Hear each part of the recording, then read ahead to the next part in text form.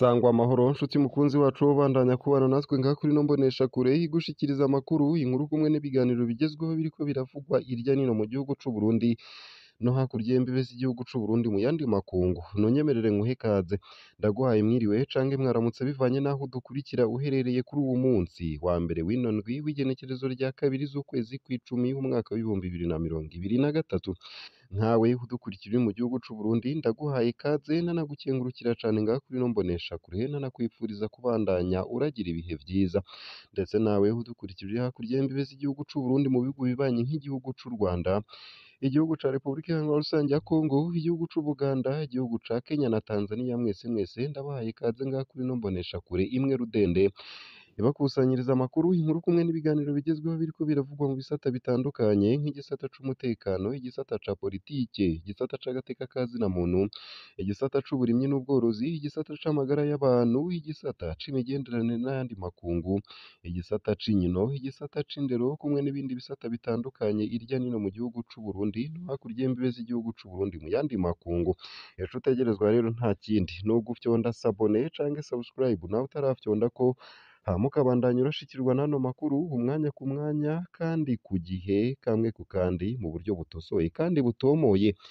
Ano makuru haraba ashingiye ku ngingo nkuru zikurikira: ndibukugezeko ibijanye n'urubanza rwa Bunyoni, uwahoze ari umushikiranganji wa mbere wa leta y'u Burundi arababazwa n'ukuntu apfunzwe bunyamaswa agasaba kurekurwa vy'agateganyo. Irenguka rya mbere mu ntahe y'icese kuri ubu wa kane ry'uwahoze ari umushikiranganji wa mbere ryarabaye. Alain Guillaume Bunyoni imbere ya sentare Ntahinyuzwa. Urwo rubanza nyene rwabereye mw'ibohero rikuru rya Gitega ricunzwe cane. Uwo yahoze ari umugwanyi akaba ashobora gupfungwa imyaka 30. Yiyamirije uburyo apfunzwemwo bumeze nabi, anasaba gutezurirwa yewe vy'agateganyo. Icariho c'umushikirizamanza wa Repubulika yanse iyo ngingo. Sentare nayo ntaco yashikirije, ingingo yayo izomenyekana mu minsi iza.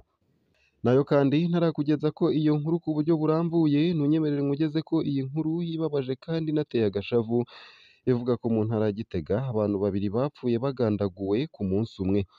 Ikiziga c'uwitwa Kagoma w'imyaka 65 caratowe mw'ishamba riri ku mutumba Gasongati muri komine Bukirasazi mu ntara ya Gitega hagati mu gihugu kuri uwa 25 Nyakanga. Uwo munsi nyene uwitwa Jean w'imyaka 38 yaratowe ari ikiruruma imbere yo kwicwa n'ibikomere. Ivyo vyabereye ku mutumba Carire muri komine Bugendana mu ntara ya Gitega nyene. Igipolisi cafashe abantu 3 ku mvo z'amatohoza muri ayo makomine abiri. Ibugendana Jean yatowe ari indembe, yari yakomerekejwe ari indembe aryamye hafi y'ikinga ryiwe. Amaze kujanwa ku bitaro vya Cunywe, Ibugendana nyene yaciye apfa. Uko akaba ariko amasoko yacu avuga, hakikeka ko yoba yarishwe. Igipolisi carahagaritse abantu babiri bikekwa ku mvo z'amatohoza. Ibukirasazi ikiziga catowe ku mutumba Gasongati caramenyekanye, n'ic'uwitwa Kagoma w'imyaka 65. Ikiziga kiriko kirabora caratowe mu gashamba gatoya. Inyuma yo gusuzuma twahavuye tumenya ko ari uwitwa Kagoma. Uko akaba ariko abanyagihugu bavuga, bagatomora ko igipolisi cemeye ko ico kiziga gihambwa. Abakoze ubwo bwicanyi ntibaramenyekana, ariko umwigeme wiwe yarahagaritswe ku mvo z'amatohoza. Ni inkuru ibabaje kandi ni n'inkuru iteye agashavu. Nayo kandi mbandanije na ya nkuru ijanye n'urubanza rwa Bunyoni, nuko nyene uwo yahoze ari umushikiranganji wa mbere ababazwa n'ukuntu apfunzwe bunyamaswa agasaba kurekurwa ivy'agateganyo. Irenguka rya mbere mu ntahe y'icese kuri uwu wa kane ry'uwahoze ari umushikiranganji wa mbere Alain Guillaume Bunyoni imbere ya sentare Ntahinyuzwa ryarabaye. Urwo rubanza rwabereye mw'ibohero rikuru rya Gitega ricunzwe cane. Uwo yahoze ari umurwanyi ashobora gupfungwa imyaka 30. Akaba yariyamirije uburyo apfunzwemwo bumeze nabi, anasaba gutezurirwa vy'agateganyo. Icariho c'umushikirizamanza wa Repubulika yanse iyo ngingo. Sentare nayo ntaco yashikirije, ingingo yayo izomenyekana mu minsi iza. Abandi bapfungwa nka Colonel de Police Desire Uwamahoro yahoze arongoye igipolisi kigwanya imigumuko, Samuel Destine Bapfumukeko umutegetsi mu vy'igendereza, na Kome Niyonsaba yahoze ari umwubatsi w'amazu ya Bunyoni, nabo nyene bararengukijwe. Nabo nyene basavye sentare kubarekura vy'agateganyo. uburyo bapfunzwemwo bubi. Imbere ya sentare Ntahinyuzwa, urubanza ntirwumvirijwe mw'idonido. Abacamanza babanje kumviriza ibibazo. Gutyo rero, General de Police Alain Guillaume Bunyoni afashijwe n'uwumuburanira yavuze ko apfunzwe nabi. Mfungiwe mu kumba gatoya gafise imiryango itatu yugajwe amagufuri.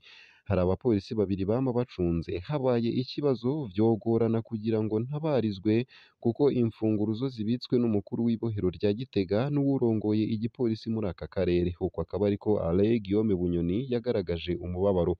Kurekurwa hatanzwe ingwati. Yasavye ko harekurwa atanze ingwati, asigura ko agwaye indwara idakira. Ngwaye diabete type D. Imiti nafashe ntiyatumye amagara yanje yifata neza. Nditeguye gutanga ingwati, mbere n'ubutungane bwarafashe amatungo yanje hagizwe n'amazu n'amafaranga imiliyoni 300 z'amarundi niteguriye gutanga nk'ingwati. Uko akaba ariko yasavye. Iki cariho c'umushikirizamanza yasavye ko General Bunyoni yogumizwa mw'ibohero kubw'itegeko ry'ubutungane, akabandanya kandi havurwa nk'abandi bapfungwa ariko ari mw'ibohero. Abandi bantu bakurikiranwa. Colonel de Police Uwamahoro Desire yahoze arongoye ikambi igwanya imigumuko, afashijwe n'umushingwamanza wiwe nawe nyene yasavye kurekurwa vy'agateganyo kuko gushika ubu atacemezo atawishwe canke ikindi cose coza kimwagiriza. Uko akaba ariko baburanye. Koloneli Uwamahoro n'intwazangabo itubaha abamurongoye, ashobora gukora ibibi vyarivyo vyose kandi ashobora gutoroka mu gihe yorekurwa vy'agateganyo. Uko akaba ariko icariho c'umushikirizamanza yishuye. Uwundi mupfungwa yumvirijwe n'abacamanza ba sentare Ntahinyuzwa ni Samuel Destine Bapfumukeko, aho yavuze ati ndafise ibikomere mu ruti rw'umugongo kandi narabazwe. Ivyo icariho c'umushikirizamanza yamiriye kure, agasigura ko yokwihangana ubutungane bugakora amatohoza. Nawe nyene yarafise uwumuburanira. Abandi bapfungwa 4 harimwo Kome Niyonsaba yahoze yubaka amazu ya Bunyoni nabo nyene bararengutse mw'ibohero rikuru rya Gitega. Nta makenga berekanye hajanye n'ivyo baregwa. Turiteguye kubandanya urubanza atanuwudufasha kuburana. Uko akaba ariko babwiye abacamanza. Ivyumba vyasatswe. Umwigeme w'uwahoze ari umushikiranganji wa mbere Alain Guillaume Bunyoni yamuhaye urupapuro inyuma y'urubanza. Uwujejwe igendereza n'igipolisi baragiye gusaka icumba Bunyoni apfungiwemwo. Basanze hariko nimero ya telefone kuri urwo rupapuro.